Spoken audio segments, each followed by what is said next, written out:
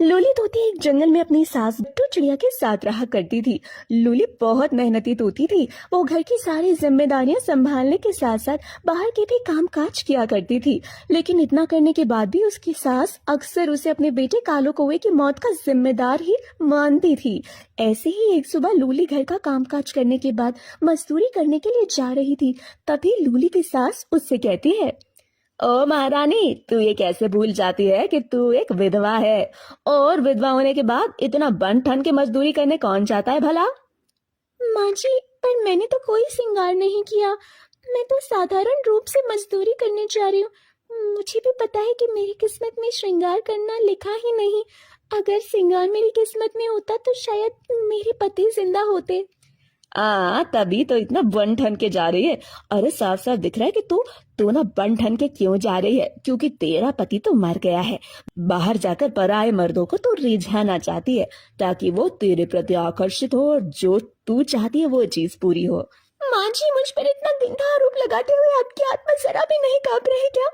मैं हमेशा आपके बारे में और अपने परिवार के बारे में सोचती हूँ। इतनी गिरी हुई सोच नहीं है मेरी। हाँ, सफाई तो देगी ही ना। माँ जी, मैंने हमेशा आपको अपनी माँ समझा है और मुझे लगता है कि आप मुझे अभी तक समझ नहीं पाई हैं। शादी को कितने साल हो गए।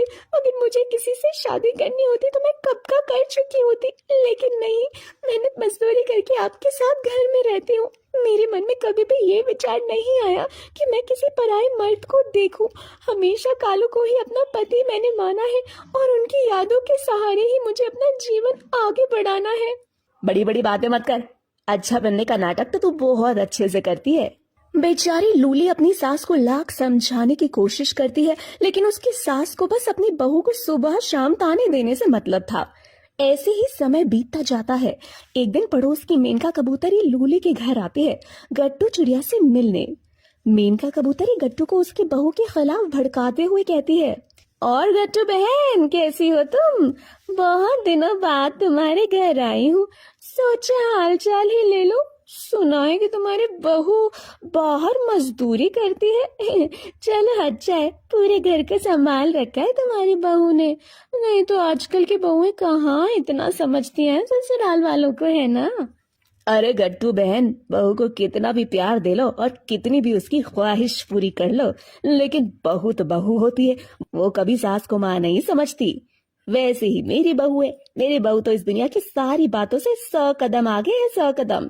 ससुराल आते ही मेरे बेटे को खा गई और जैसे ही मेरा बेटा इस दुनिया से गया, महारानी के तो तौर तरीके ही बदल गए। विधवा होने के बाद भी इतना मेकअप करके मजदूरी करने जाती है। बात तो तुम बिल्कुल सही कह रही हो। जंगल के बाकी पक्षी जो है तुम्हारी बहू पर लाइन मारते हैं। मैं तो कहती हूँ थोड़ा कंट्रोल कर लो तुम अपनी बहू को, वरना आगे जाकर दिक्कत तो होगी। और हमारा क्या है, हम तो पड़ोसी ठहरे तुम्हारे, समझा ही सकते हैं। बाकी क्या करना है क्या नहीं वो तो तुम्हारे ऊपर है। तुम सही कह रही हो। आने दो इस बच्चलन को, इसे तो मैं आज अच्छे से ठीक करती हूँ, फिर चाहे मुझे इसके लिए कुछ भी क्यों ना करना पड़े। बहुत ढील मिल गई है ना महारानी को, और जिसकी सारी अकड़ निकाल दूंगी। देख लेना जो सही लगे। मेरा काम था तुमको समझाना, बाकी तुम्हारी मर्जी। अच्छा, अब मैं चलती हूँ बहन, घर पर बहुत काम पड़ा है। काम तो होता रहेगा बहन, थोड़ी देर और बैठो ना। बाहर का तो मैं जानती नहीं हूँ, बाहर मेरी बहू क्या गुल खिलाती है वो सब तो मुझे मालूम नहीं है। तो कम से कम इतने टाइम बाद तुम आ गई हो तो जरा अच्छे से बता कर जाओ ना कि महारानी जब आए तो इसकी अच्छे से खबर ले सकूं। अरे बहन, क्या ही बोलो तुम्हारे बहू के बारे में। और तो और तुम्हारी बहू को देखकर इस मोहल्ले की जो बाकी बहू है वो भी ऐसे ही करने लग गई है। उनका भी मन करता है कि वो बाहर काम करें।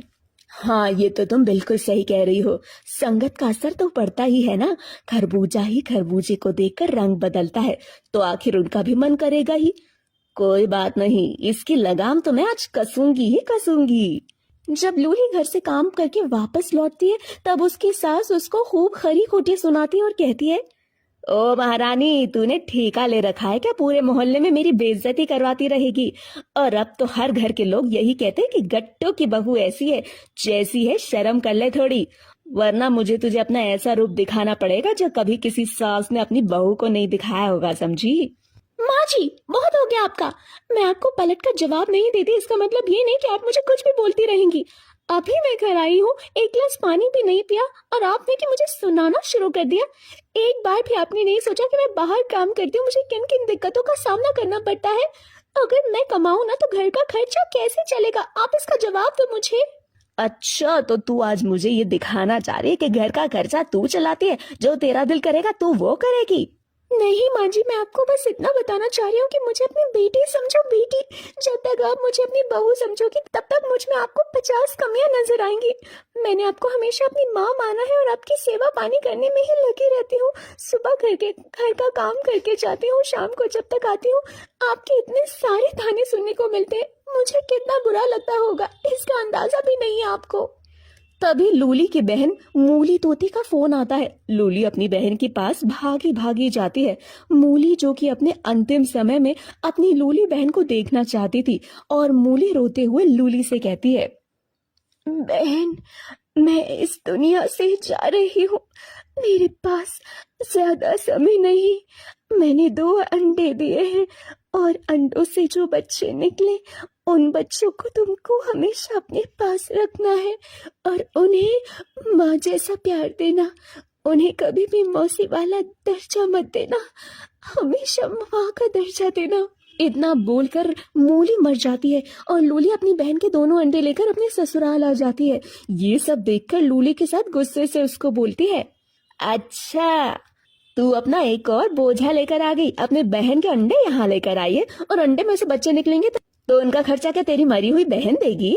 माँ जी, मैं आपका और इस घर का और इन बच्चों का सबका खर्चा उठा लूंगी, आपको उसकी चिंता करने की कोई जरूरत नहीं। मेरे अलावा इन बच्चों का है ही कौन इस दुनिया में, और वैसे भी मेरे पास भी जीने का कोई सहारा नहीं, इसीलिए इन बच्चों के सहारे ही अपने जीवन में आगे बढ़ूंगी। हाँ तो सोच ले, तुझे अगर बच्चे रखने तो मेरे घर से निकलना होगा, और किसी और का पाप अपने घर में मैं नहीं रख सकती। तो इन अंडों को लेकर कहीं और चली जा। लूली बिना कुछ कहे अपनी बहन तोती के अंडे लेकर वहां से चली जाती है। एक घर किराए पे लेती है और इस किराए के घर में सुरक्षित स्थान पर उन अंडों को रख देती है। कुछ समय बाद समय पूरा होने पर अंडों में से 2 तोते के बच्चे निकलते हैं। एक बच्चा अंडे के बाहर निकलने के दौरान ही मर जाता है। लूली को इस बात का बहुत दुख होता है, लेकिन लूली अपने दूसरे बच्चे को बड़े ही प्यार से रखती है और उसे पालना पोसना शुरू कर देती है और अपने बच्चे के साथ अपने जीवन में आगे बढ़ती है।